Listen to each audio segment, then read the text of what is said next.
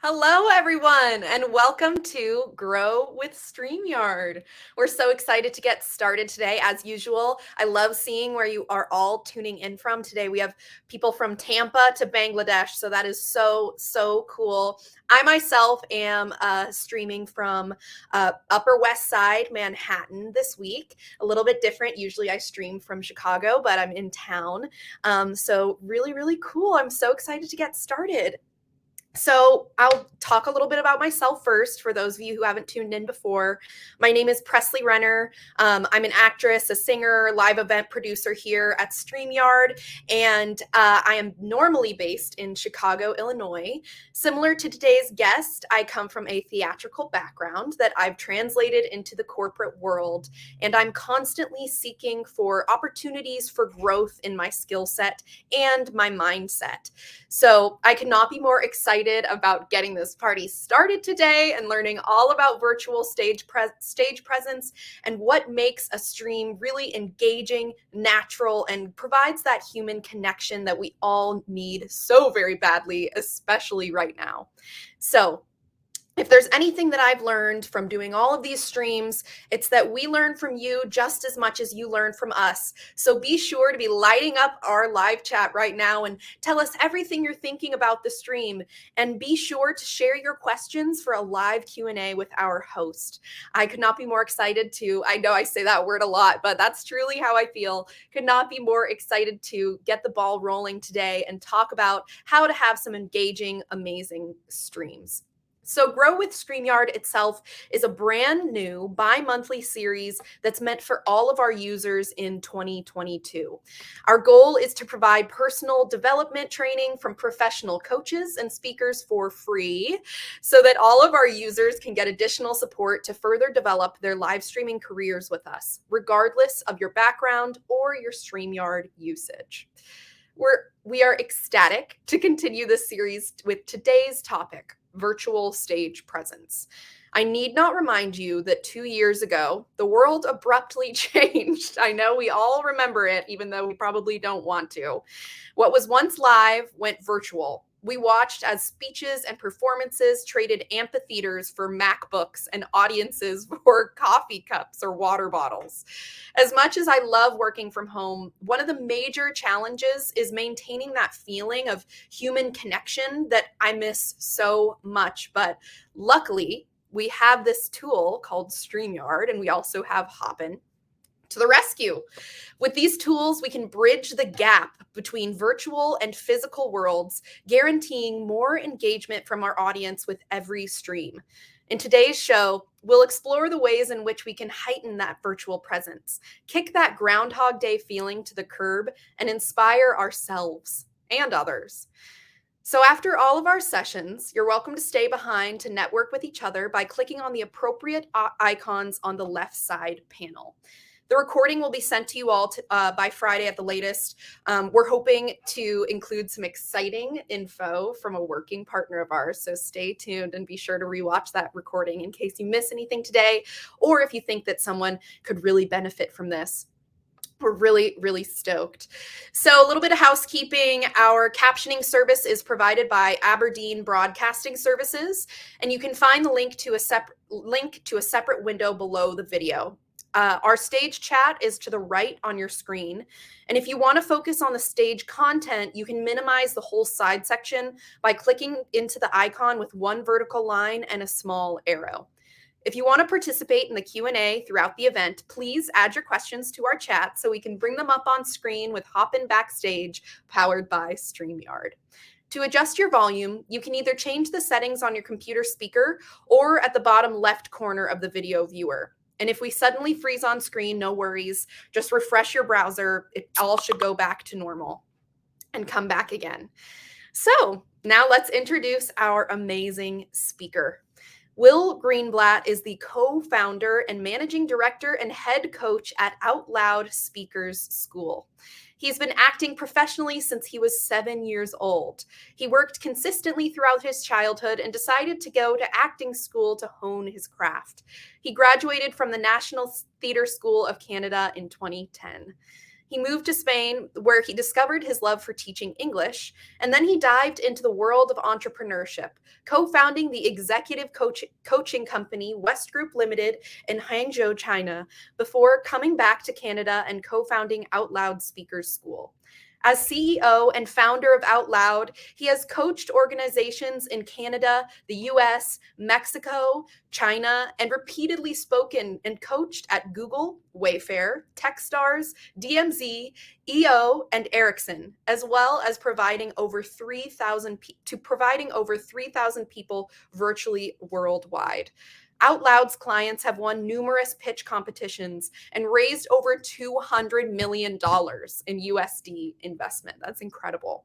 Will speaks 4 international languages, including Mandarin Chinese, and is currently learning his 5th, Urdu/Hindi, to speak with his wife's family. That's incredible.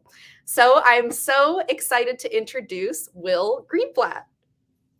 Hello, everyone. Thank you, Presley. Sorry, I gave you such a long bio to read for me. No worries. That's a joy. That's so cool that you're learning Hindi. That's amazing. Yes, it's my wife's family is from Pakistan, and so to speak with her family, it's been a big thing for me, just to want to be able to chat when everybody's gathered around and stuff. And so this is a big. I love learning languages, obviously, but I'm really excited to learn this one, and really excited to be here with all you guys today. Hello, everybody.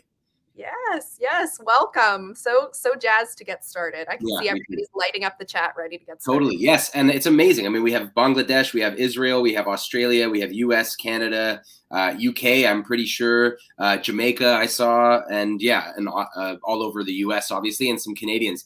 And I have to say that my downstairs neighbor is tuning in, because somebody said, "Where are you tuning in from?" And James said downstairs. So thanks, James. I know he's on the call now. That's amazing. Yeah.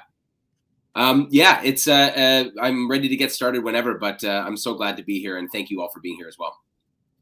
Yeah. Anytime you're ready, give us your intro and begin to share your story and your slides. Let's do it. I Presley basically gave you the story, but just to reiterate, I was a child actor, and I was acting since I was 7. I went to theater school, and Presley and I have talked about this. I had kind of a negative experience. It was a really strict, kind of emotionally toxic environment when I went to theater school, and I ended up becoming quite jaded. So that's why I started doing other work, and I discovered teaching English first, and I taught in Europe, and then I discovered entrepreneurship, and I opened up a school in China with some co-founders from Canada. When I came back to Canada, I decided to put it all together and make OutLoud Speakers School, which I co-founded with my acting mentor, Nikki Guadagni. So all of this work is really based off the acting skills that we learned. It's also based off this language learning idea. How do you pass on information, especially cross-culturally, and how do you perform to get people to listen to you, remember what you're saying, but also make that human connection. So it's not just acting, it's not just performance, it's also the world of psychology and storytelling, and that's a lot of the stuff we're going to get in here today. And thank you all for the lovely welcome in the chat. And I'm going to get to all of your questions near to the end, and we're also going to have a very interactive session today, so people can write questions in. I'll try to get to them during this presentation, but it's also very interactive, so expect for me to call on you guys, and then you can kind of write in answers into the chat. And OutLoud, we gave you the whole jazz about that, so I'm not going to bother with the pitch. Let's just get right into virtual stage presence. I want you to speak with passion and clarity online. That's what we're really here for, and that's what we're going to do. So what do you all see when you see this picture? What do you guys see? What does this image say to you? Just write in the chat what this image says. What do you get from this picture?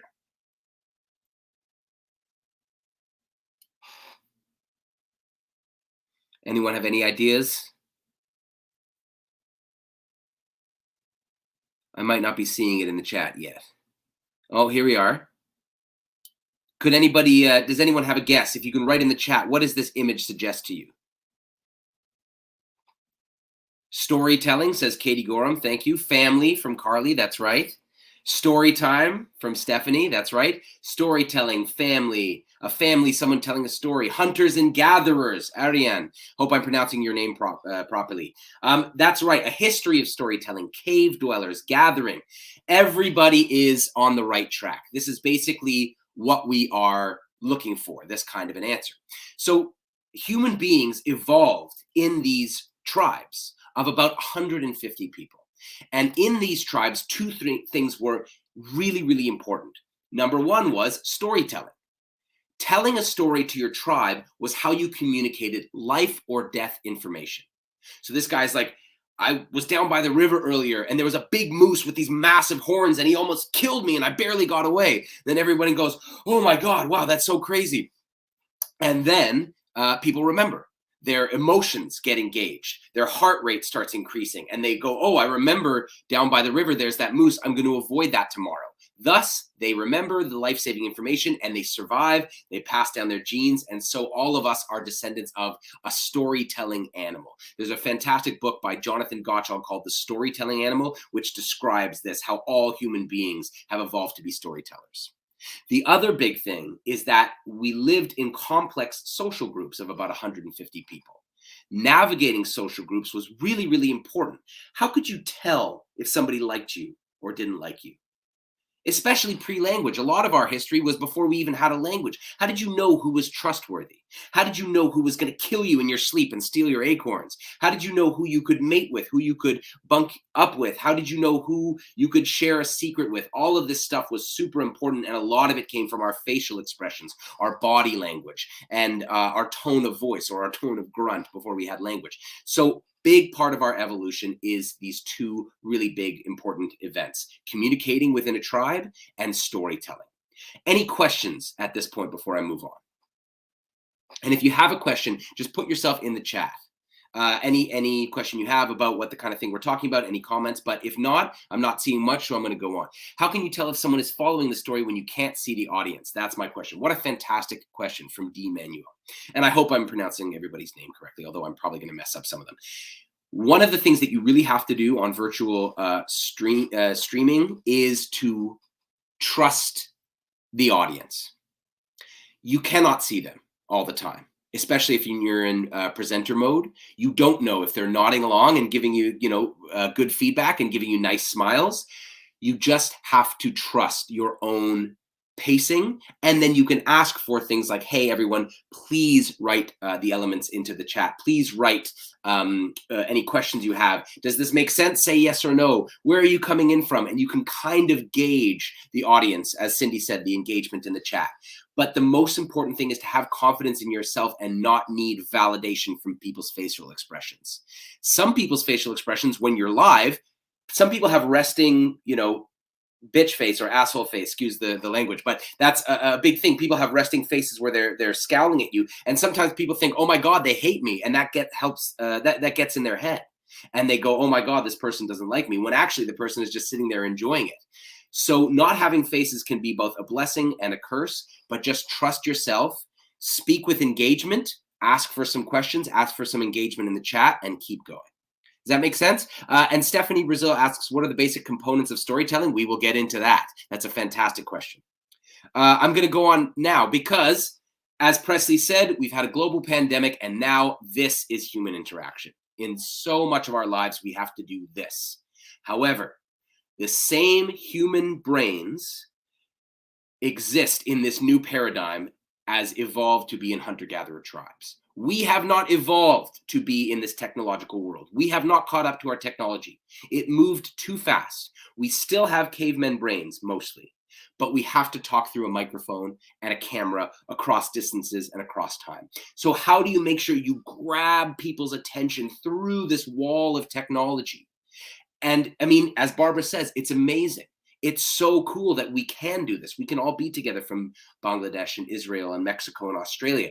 However, you don't have that in-person energy to build off. You only have this little square in which to express yourself, and you have to fight with other people's distractions. For all I know, you guys are there on Facebook, on your phone, on Instagram. You could be on YouTube. I have to do so much work to make me more interesting than your phone, or than your kid, or than whatever it is, right? I have to work very, very hard to demand your attention, hold it, and keep it. So that's what we're going to talk about today. And as we say, we still have cavemen brains, so we can appeal to the cavemen brains. And that's what we're going to look at today. So one of the best ways to grab people's attention, to be more interesting than their phones and whatever distractions they have on their end, is to warm up before you speak. Now, Presley will be familiar with this, and so is anybody else who has gone to theater school. I'm going to teach you a theatrical warm-up that you can do before you have any stream to get you in the right mindset and get you in the right breathing mechanism, get you in the right headspace, and physically bring your energy up, but also calm your nerves. So if everybody could stand up with me and copy what I do, I'm going to show you this out loud warm-up. So first thing you do is find your feet underneath you. Standing up and finding your feet. Take a nice deep breath in and breathe out. Good. When you breathe in, you can put one hand on your chest, just under your collarbone, and another hand on your belly button. And when you breathe in, just see which hand is moving more. Breathe in through your nose and out through your mouth. So Cindy, can I ask you, I see you were a theater major in college. Cindy, could you tell me which hand moves more for you, your top hand or your bottom hand when you breathe? Could you just tell me in the chat if you can?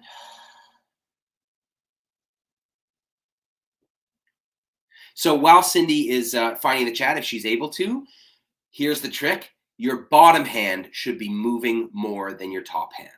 Why? Because if your top hand is moving more, then your chest is rising up to meet your chin and neck, and you're kind of cutting off the circulation, and you're creating anxiety, and you don't have a nice open airway. Yes, Cindy says belly is moving more. Cindy has that theater training. Breathing into your belly, also as people who know the yoga. Kenneth says the belly is moving more for him. That's the best.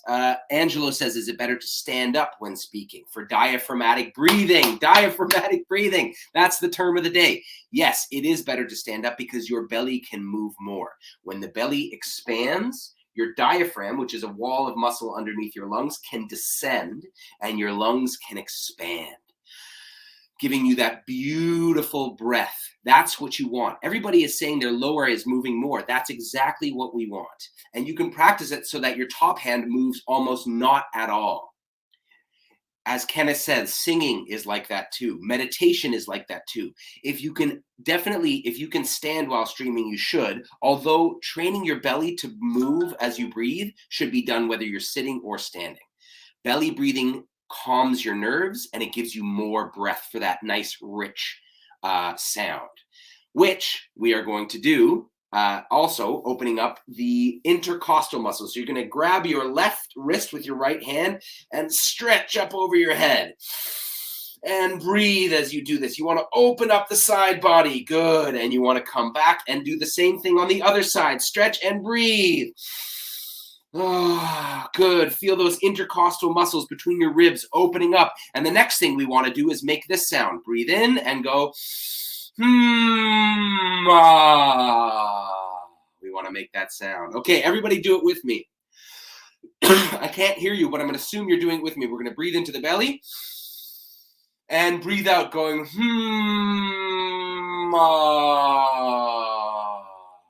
Good. Breathe in. You can hear my voice crack, which means I really need to do this exercise. This helps lubricate, so to speak, the vocal cords and helps get your voice working and get the resonant chambers in your face, in your throat, and in your chest working. Next thing we're going to do is an exercise called big face, small face. Big face is you're at an airport halfway across the world and you see your best friend from your hometown. So you go like this, like that. You make a big face.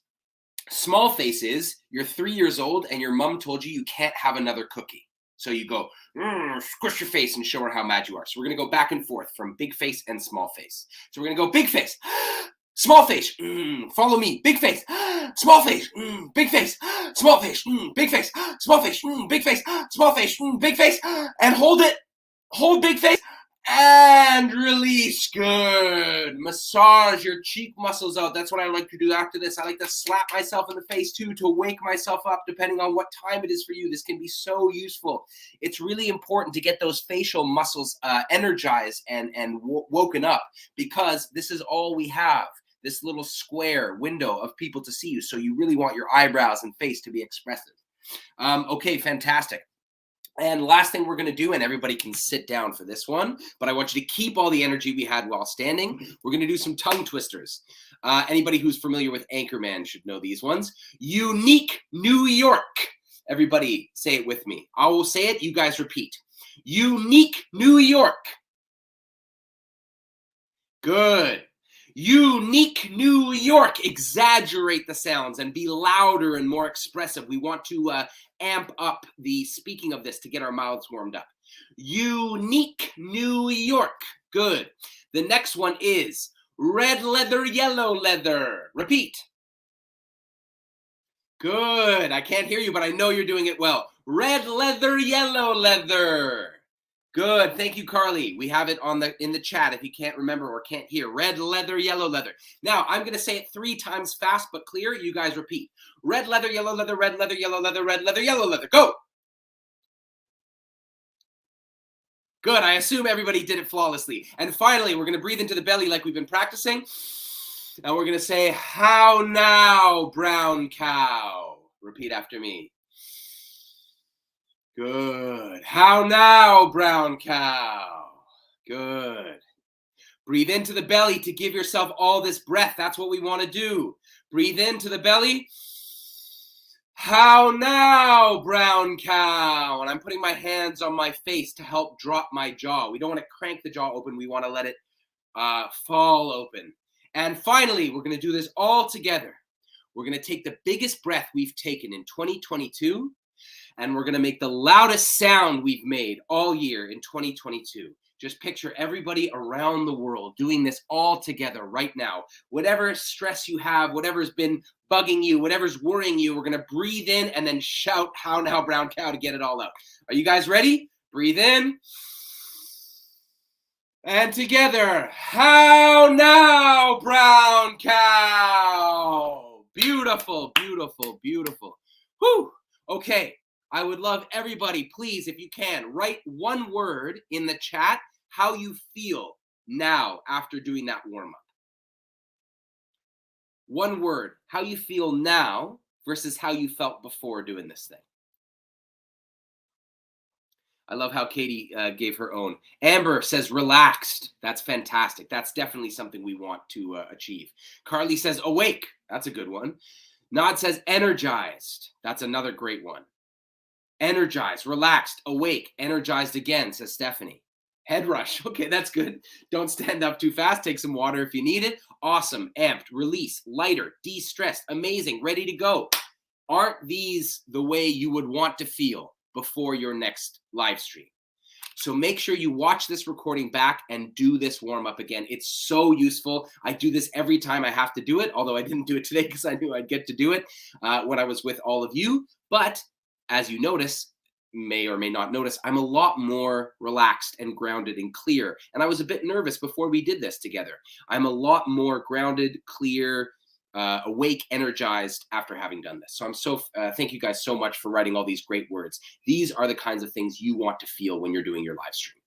Now, I also will send out this slide deck, which has a reminder of this warm up. So it just has, you know, the body scan, the arm stretch, the belly breathing, the hummas, the big face, small face, and the tongue twisters. So I'll send this to everybody so you can remember what we did, and you can also watch the warm up.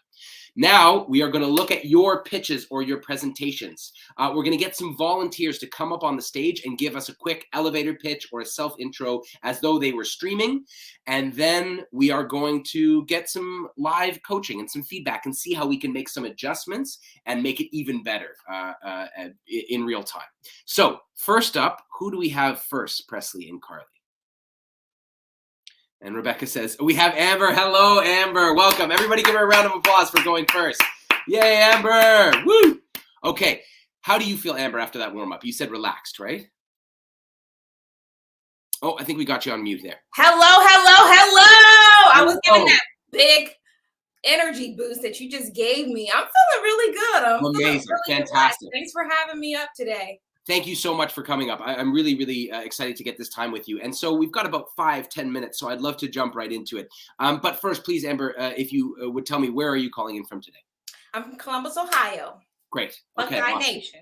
Yes, lovely to be with you. So, yeah, you're an entrepreneur, correct? Yes. Can you give us just a quick elevator pitch as you would to somebody if you were on a virtual panel talking about who you are and what you do, please, whenever you're ready. Sure. I am Amber Mabry Thrives, and what I do is help people bring their visions to life through vision mapping, coaching, consulting, graphic design services, marketing services. There's a lot that goes into bringing our visions to life. And so I provide a plethora of experiences and options to help people do just that. You can learn more about me at ambermabrythrives.com. Man, textbook. That was beautiful. Everybody give her a round of applause. Yes, Xavier Smith with the clapping emojis. That was so fantastic. It was really clear. It was, and if everybody noticed, her energy was so good. And Amber, I'm sure you often have fantastic energy. I can sense that you've got a great energy, but I have to take like 3% of credit from the warm up. It gets you into that mode to be there. And so I'm so glad that you're able to carry that energy. And I want everybody to notice too what Amber did. Her clarity, how clearly she pronounced her key words was so fantastic. And it makes it pop. You can almost visualize the words as though you're reading off a copy. So I'm going to go to this slide. And these are what I call the OutLoud speech settings. Basically 7 elements of your speaking. And Amber, what do you see here? Like what kind of, what does this image remind you of? Does this call to mind anything? Not right off, no. That's okay. Anybody can guess too, anybody in the chat. But what I tried to make it look like, maybe it's my bad on this end, is a mixing board, like an equalizer. Oh, yeah. Okay. You know what I mean? So you've got the bass, the treble, you've got compression. So just like a DJ or an audio engineer would play around with the different elements of a song to change the overall aesthetic, we can do the same thing with our communication. So what I loved about yours is your volume was fantastic. And we've got a 0 and a 10 for each one. And your clarity was fantastic, I thought. So if everybody had to give her a number from 0 to 10, and these aren't good or bad, these are just, just try to make it scientific. Where would you give her, what would you have given her a volume? If 10 is yelling your head off and 0 is like an ASMR thing, what would you give Amber out of 10? I'm just interested to see. Carly would give her an 8. I would agree with that. A nice 8, maybe a 7. Yeah, anyone else? Let's see. A 9? Okay, I would say a 9 is a bit much because a 9 can start to veer on obnoxious, and I wouldn't have said that there's nothing obnoxious about that. It was really, really solid. I would agree with not, actually. It was about a nice 7.5, a really good sweet spot.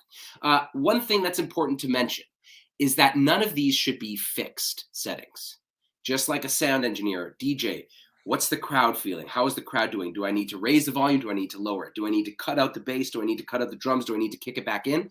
So Amber, what I'd love to try is finding different moments to be loud and then to bring the volume down. Okay. Do you want to just give that a try? Whatever makes sense. Sure. Just try to play around with the volume this time. Give me the same thing. I might cut you off just for time. Okay. Yeah. Hello, I'm Amber. Amber Mabry Thrives is what I'm known for. And I help you bring your visions to life, from vision mapping to coaching and consulting to also helping you with your graphic design and marketing aspects so that you recognize you are your brand. It's your time for you to stand up on the stage. Okay, amazing. Really, really nice. Thrive. That was so good. Did everybody notice? You found so many different kind of emotional notes there. I got excitement, I got joy, I got like encouragement, I got, I'm gonna be real with you, let me level with you. So I felt kind of all these different aspects of your personality. When an actor is kind of the same way all in a movie or in a play, they never deviate their kind of emotional delivery. We call that being one note. And you found so many notes in that second pass. And that's so important to think of with the speech settings. None of them should be fixed. They should change moment to moment depending on what you want to do to your audience. If you want to comfort them, you can bring, the volume down here and say, it's all good. I got you. Everything's okay. And if you want to, excite them, then you bring it up here and then, you've got going. If you want to, if you're talking to your dog, hey, no, you can, if you find that different voice. It depends on what you want to do. And Amber, I assume you work a lot with people in your work, right? Like coaching and consulting. Yes, sir. you want them to feel how you're going to be, the breadth of you as a coach, right? When you're talking to them, Yes. like in those sticky moments, in those tough moments, you're going to be with them. You're not going to make them feel bad. You're not going to like bully them into doing something. Empathize. Yeah, all of that. It's Oh, important. yeah. So I just gave you a volume note, but you actually did it with like all of these. You have very good instinctual speaking skills. You Thank you. changed your facial expressions. You changed your physical expressiveness. Your inflection went up and down. Inflection means the up and downness of your voice. And so I Mhm. just gave you a note to change one, and you ended up changing them all in such a lovely way. So I Thank would say, yeah, I would say keep playing with that. Find moments to be different notes. You know, do I want to comfort somebody right now? Do I want to uplift somebody? Do I want to, you know, what do I want to show? How do I want them to feel? Do you have any other questions about this, that kind of stuff? No, this is great. I appreciate the opportunity to just jump up here. Thank you so much. Honestly, I don't even have much to coach you on. You're really, your pitch is really, really strong. Where can people find you if they're interested in what you do? Yeah, so everything I do is through ambermabrythrives.com. That's also my handle. And I am big. I'm used to doing things. I haven't been through like a coaching type of thing like what you're doing, but I'm going to look into it. But Okay. I'm always talking to people, not only one-on-one, but I have a group that I'm managing, and I do use StreamYard. Shameless plug on Yeah, yeah. StreamYard. I love it for my clients as well as my online resource for relationships called Marriage the Real Talk. So we love StreamYard, and kudos for what you're doing. I think it's awesome, and I'm appreciative of the opportunity. Thank Thank you, you Will. for being here, Amber. Thank you for working with me in such a small little space. But, yeah, everybody check her out, and it was really fantastic. Give her a round of applause, please. Thank you. Thank you, Amber. See ya. Okay, who do we got next? I will take some questions here if anybody has any. One Note Song is a lyric from. Is that a lyric from a song? Yeah, that does sound familiar. Ben Stein, Kenneth is saying too. Ben Stein is a great example of somebody who speaks in one note. Yeah, John Wayne, another great example from Scott. Fantastic. Yeah, really, really great. And thanks, guys. Keep the engagement coming. It's really, really lovely. Okay, who do we have next, Presley and Carly? We have Na. Welcome. How you doing? Hi, Will. How are you? I'm great. I'm great. So happy to be here. Great. And am I pronouncing your first name correctly? Na? It's Nottawa. I tell people it rhymes with Ottawa because Nottawa. they Okay, kind of, yeah, perfect. they remember That's that way. good mnemonic. Yeah, especially for a Canadian. That works really well. Yeah. Are you Canadian originally? I am not. I'm an American, but I Okay. am transplanted. I'm not in the States right now. You're in France, correct? I am, yeah. Yes. Okay. Beautiful. What part of France? I live in the south of France, which when people hear that, they're like, ooh. I'm like, it is a little bit of ooh, but it's also kind of regular too. I'm a Yeah, yeah. mom and I've traveled to Toulouse and to Montpellier and spent just okay. a couple days there each, but it's yeah, beautiful, It is beautiful. beautiful area. Okay, so yeah, no, same, Nottawa, same thing for as Amber All was. right. Just give us your pitch, your self intro, and we'll go from there. All right. I think like Amber is a tough act to follow, so I'm going to Totally, try my yeah, best. you got this. All right. Hi, I'm Nottawa from Paperflow Designs. I'm a digital illustrator and a blogger, and I teach crafters, probably like you, how to draw digitally and use those drawings in their crafts. Really nice. Yeah, I love it. Nice and concise, and I love you have a very honest way about you. It's really great. I don't get any sense that you're like trying to give me a song and dance, sell me anything flashy. There's a really, really nice, authentic thing going on, which is really, really great. And sometimes when I work with people who kind of tend in that direction, then they sometimes feel if I give them too much performance notes that they're kind of losing themselves. But what's great is learning how to integrate that. But for you today, I actually want to focus more on storytelling. I want to look at the template of a story and say, how can we get people interesting, not necessarily with the speech settings as Amber did, but let's look at the actual content and the story. So story goes back, as I said, to the caveman times, but it's been part of culture. Every single culture in the world obviously has theater, storytelling, music. It's such a human instinct to have stories as a form of communication and self-expression. So if you can tell a story, you will hook people. So who do you help, Nottawa? Well, I say I help crafters. So those are people who They make little hobby crafts. Some of them are stay-at-home moms, some Yeah. of them are retirees, and they are, looking for things to do with their spare time. So I teach Beautiful. them how to draw and Okay. use those drawings to make things with. Fantastic. So I really, really love that. I'm going to give you a template, and I give this to everybody because this is like what I call the three main ingredients of a story.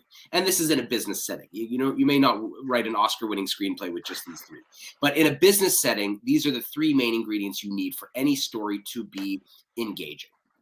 You have your problem, your solution, and then your prize.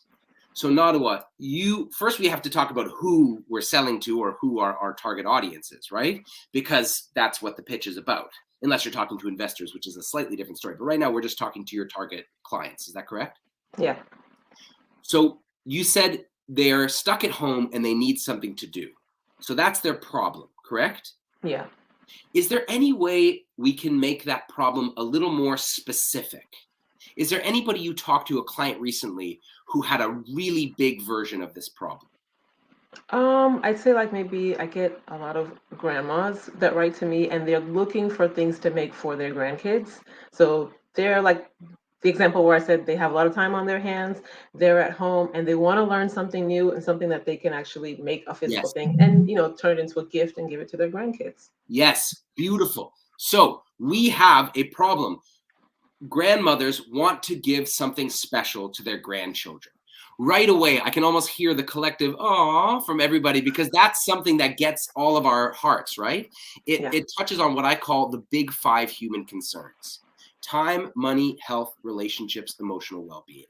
And relationships is just family, right? We see it here in the images. So family is a quick shortcut to something that everybody cares about. So if you say, I help crafters, people might go, oh, okay, crafters. If you say grandmothers making something for their grandchildren, everybody can start to empathize with that a lot more. Story is about emotions, and it's about emotional engagement. That's what makes people remember, hook in. And so if we talk about grandmas, all of a sudden, people can I just want to crowdsource that to the chat. Everybody notice as soon as she was talking about grandmothers, did everybody start paying more attention or did their heart kind of go out to it? I just want to get a sense of everyone.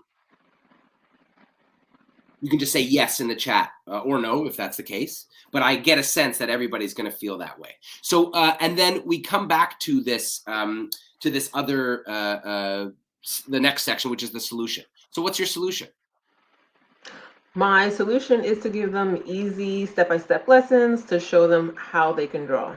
A lot of times, some of them may feel like, I'm not an artist, I don't know how to do this, this sounds scary. Yes. So I try to make it really simple for them. Beautiful. And then after they work with you, what is this like great feeling that they get? You can sort of, yeah. Well, I'd say the feeling that they get is, first of all, they have something tangible. They have this finished drawing that they made on their own, and they can take that and actually put it on like, a little baby onesie, which a lot of them do, and give it to like, their granddaughter or their grandson. Lovely. So I want to try a version of your pitch where we follow the grandparent story. So you start by saying a lot of elderly people or retirees who are grandparents are stuck at home, blah, blah, blah. So what I do is this, and then at the end they get this thing. So it's basically like who you help, with what problem, how do you help them, the solution, and then what's the prize they get. So if you could just freestyle a version of that, if you would, for me, please. All right, no pressure, no pressure. No pressure, yeah. All right, I am Nadawa. I am a digital illustrator, and if you are a grandma or grandpa and you want to make something to give to your grandkids, let me help you out. I can show you how to make a really easy, simple drawing that you can take, put it on a onesie, and give it to your grandchild. Beautiful. That's really, really nice. Yeah, Stephanie's saying that's so cute. And so the hearts are coming and the engagement, the emotional thing. And so Nadawa, it's kind of like, we go from abstract to real. When you're describing it in that way too, I know I can picture your business. I can picture a bit of how your classes might look. I can see what the actual product service that you offer. I can see it in action, and I can see so clearly why people would want that. I'm going to give you one more tip just to take off and work with. Instead of starting with your name, and everybody can do this, start with the story. Okay. something like a lot of grandmothers are stuck at home, and for a problem, try to make the problem like a bit higher stakes, something that needs to be solved. They're feeling isolated. They can't see their grandkids as much as they would like to. They want to connect with them in a meaningful way, but they don't know what to do. Hi, my name is Nadawa, and and then you come in with the hi, my name is. It already hooks people, and then you introduce yourself, and they're yours, right? Okay. And then they go, great. Start with the hook. Yeah. And then, and as Karen said, what I heard is people thought they can't draw. That's a great thing to mention. I agree with Karen, is that it's a really nice thing for people that's like an objection, that they might have is, oh, drawing's not for me. So yeah, finding a way to weave that in is great as well. But really, really nice job. Thank you. Fantastic. Yes. Any questions about that, Nadawa? I think that I just saw one question that I think it was Alan or someone mentioned that I might have different people that I'm pitching to, which is the case because sometimes it's stay-at-home moms, sometimes it's the grandma, sometimes it's young millennials that don't want to work like a 9-to-5 job, but they want something else to do. Yeah, that was Alan who mentioned that. That's a great question. So how would I know when to pitch what story? Yes. Now, if you know you're in a room full of grandmas or stay-at-home moms, then it's easy. You know who to talk to. But if you're putting a video on the internet, or if you're at a panel, you don't know who's in the audience, just pick your key demographic and talk to them anyways. Because the stay-at-home moms won't go, well, I'm not a grandmother, I can't draw. They'll go, oh, that sounds great. I wonder if she works with stay-at-home moms, right? There's a fear we have that if we're too niche, we'll exclude people, but it's actually the other way around. If we cast too wide a net, then nobody knows who it's for, and they don't feel themselves represented. But when you go specific, other people will relate to that, even if it's not them. And even if they don't, they'll know, oh, well, this is great for my grandma, or this is great for my wife, or whatever that is. So going specific, it feels wrong and it feels exclusionary, but it's actually the opposite. By going specific, you actually make it more universal. And that's a big principle of writing and acting as well. Oh, yeah, great. Really, really nice, Nadawa. And where can people find you for your drawing stuff? They can find me over on my blog, which is Paperflow Design, which is PAPERFLO designs with an S.com. Same at Pinterest, Facebook, Instagram, Paperflow Designs. Lovely. Thank you so much. I really appreciate you being here, and I hope you enjoy Thanks, Will. the south of France, which I'm sure is much warmer than Canada right now. Yeah. Really nice working with you, Nadawa. Who is next? We have time for one more person before we get to questions. Hi, Will. How's it going? Oh, good. Everybody give Katie a round of applause. Thank you for being here. Yeah. I'm doing great. I'm really, really happy to be here, and thank you for jumping up and volunteering. This is really fantastic. So, I'd love for you to give your own pitch. I've seen your LinkedIn a little bit, but I'd love for you to give it. Oh, cool. So I am an actor and writer. I also went to acting school, like Will and many of the people on the StreamYard team. Right now, I work at StreamYard. On my way to becoming a producer for live shows. I work mostly in customer service. Yeah, that's my pitch. Okay, fantastic. So that's really, really nice. So I really get, again, that acting training is coming through. Nice inflection if we go back to the speech settings. What I really love about your speech settings, your vocal speech settings, is the inflection. This one is about the up and downness of your voice. If we're too monotone, that's a great way to lose people's energy. Your volume was actually you have a more of a chill vibe or more of a chill sort of delivery. But it's great because you have that variance in your inflection. It keeps people engaged. It's not boring at all. It sounds nice and it's rich and it's different. So variation is really, really important with volume, pitch, pace, getting faster, slowing down, all that kind of stuff. But I want to talk a bit about the virtual setup, just because it's always nice to have a quick reminder. So one thing that I notice, if you don't mind me picking on you, is you're leaned a bit to the right of your screen. Yeah. So what we get a bit is an unconscious signal to the audience that I wish I could leave, but I don't. Oh no. It's a classic thing. I see it on stage all the time, but also on the camera. On stage, you see people have like a lean off stage, and it looks like it's like, yeah, okay, see you later. I want to go.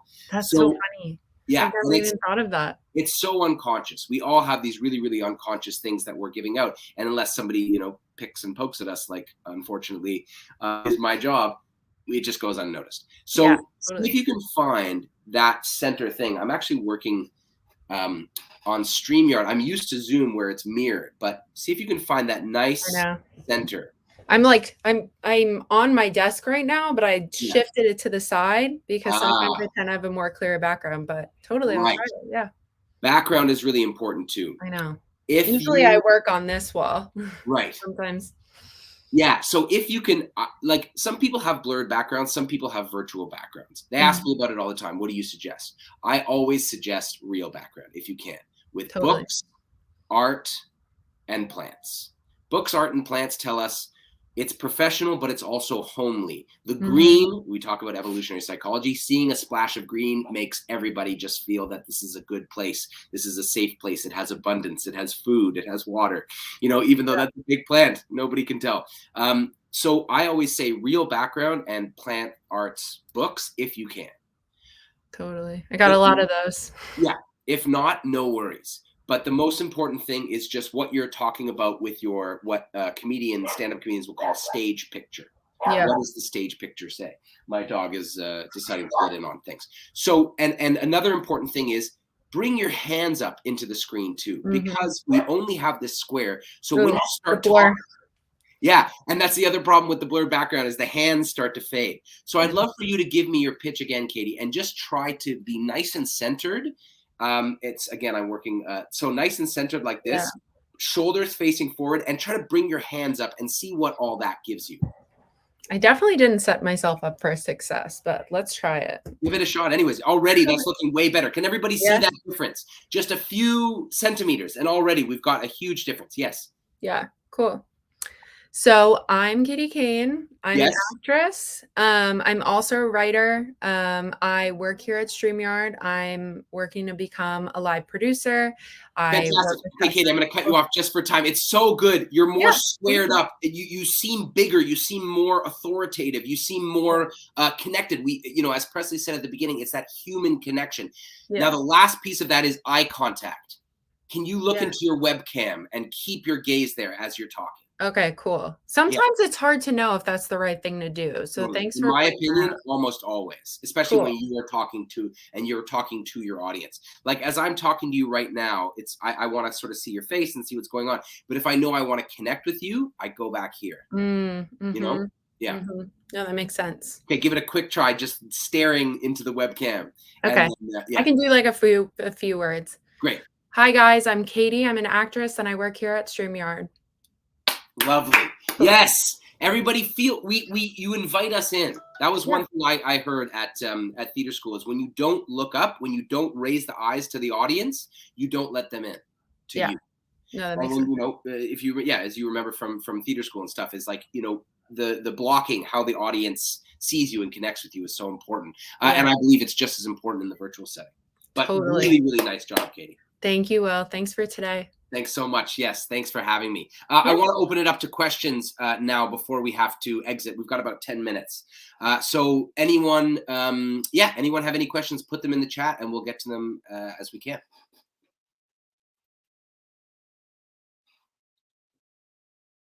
So, and I just want to say, everybody's saying 10 out of 10, Katie, much better. You got it.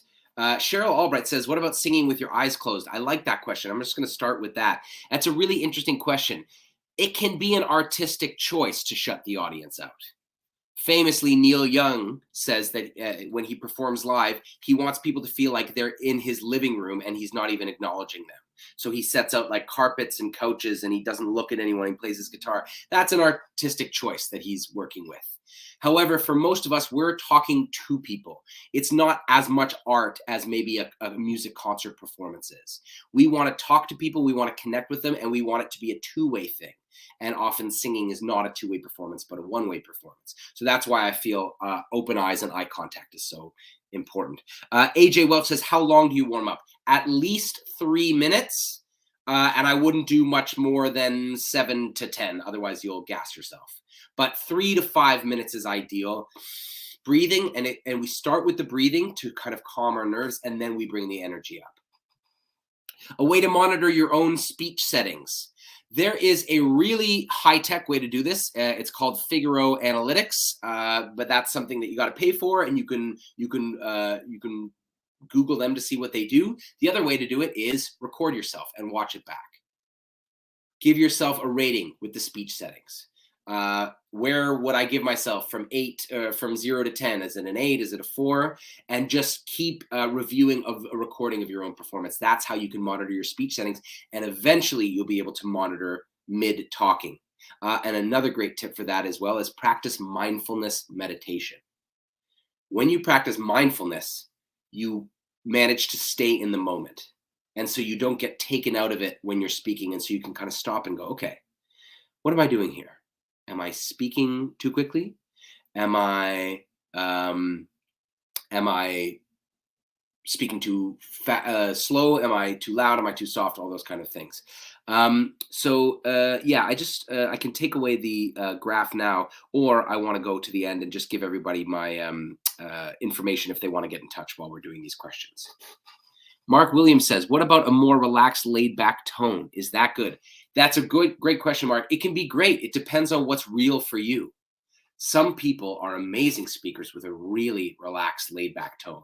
I worked with a Japanese entrepreneur once who was so good, and he talked like this. And it was just amazing. He had a deep voice. He had such a beautiful aura and energy about him that he spoke really relaxed and really laid back. One problem with him is that he couldn't get out of it.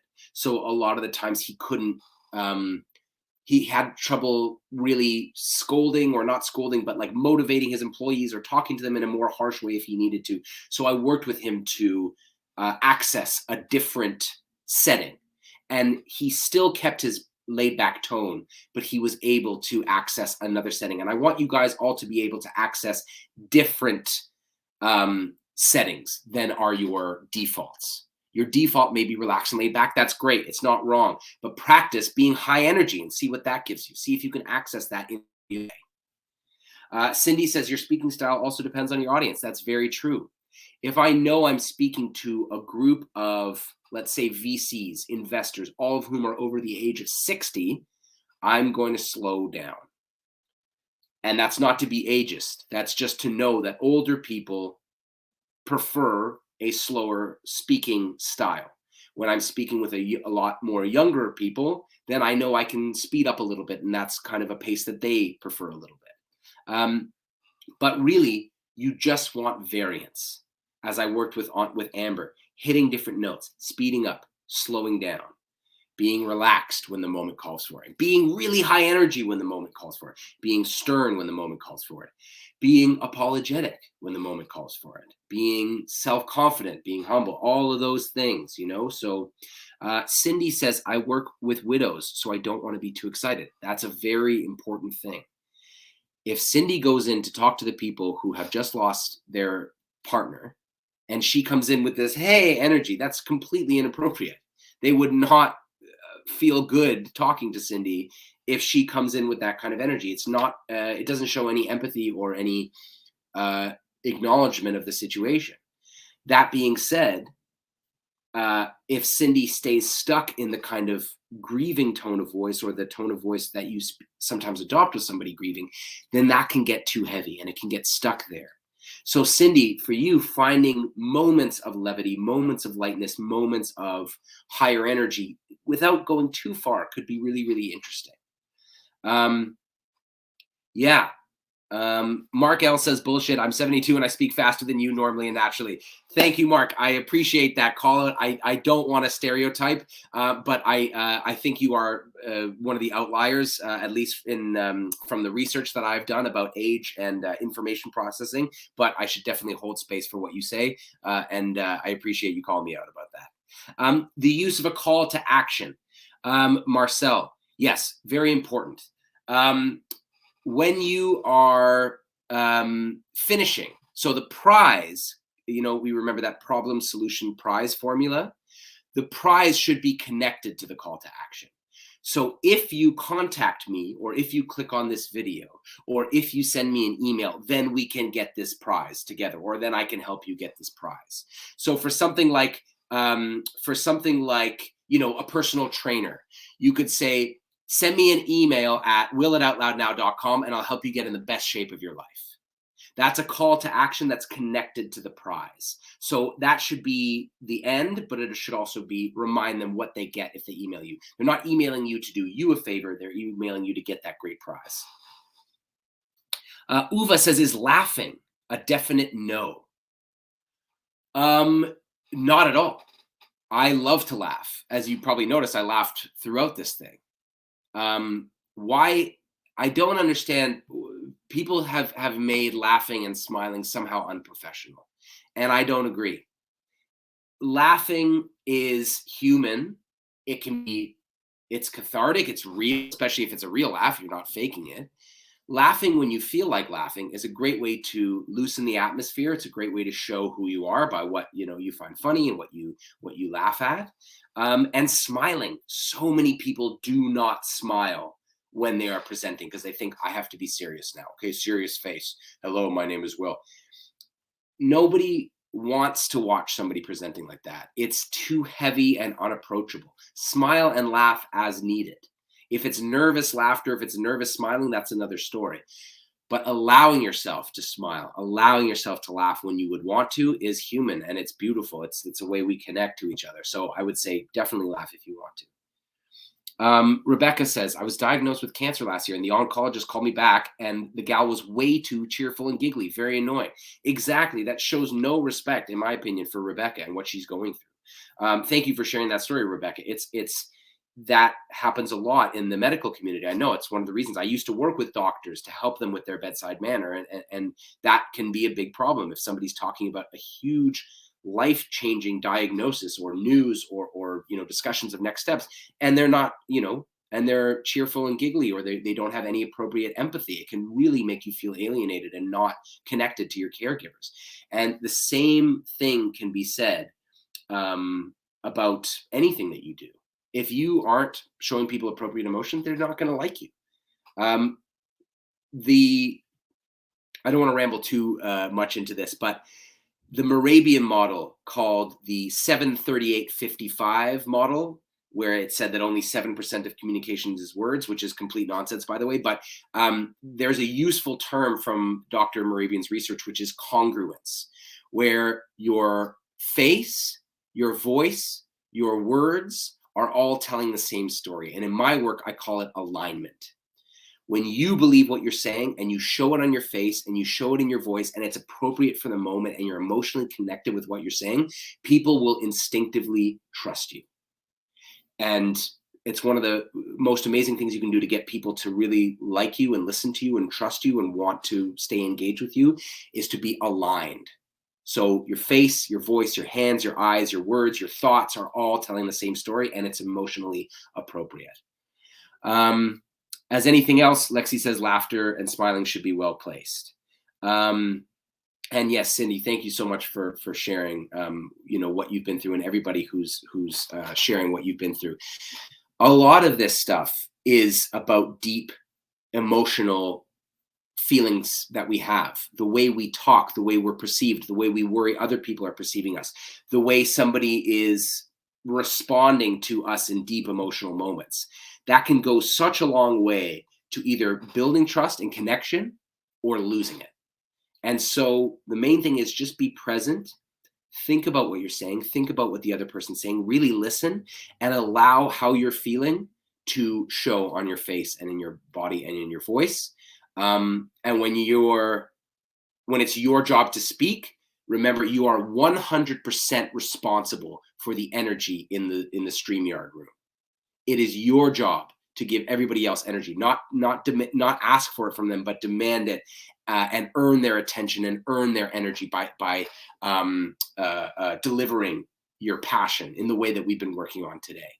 And the main thing, what I call the golden rule of speaking that I just want to show everybody before we go is all you really have to do is make them understand and make them care.